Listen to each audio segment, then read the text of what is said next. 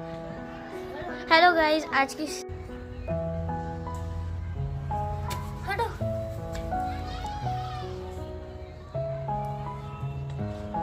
ये वो हरे कलर की तो हमने आज एक चिड़िया को रेस्क्यू किया। ये कौन सी चिड़िया हम ये तो नहीं जानते, बट हम ये जानते हैं कि हमने इसे रेस्क्यू किया है।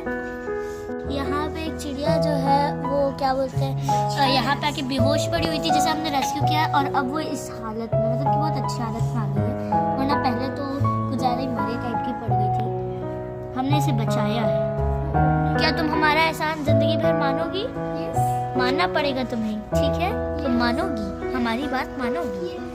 जाते जाते नाम बताते जाना, ठीक है चिड़िया रानी?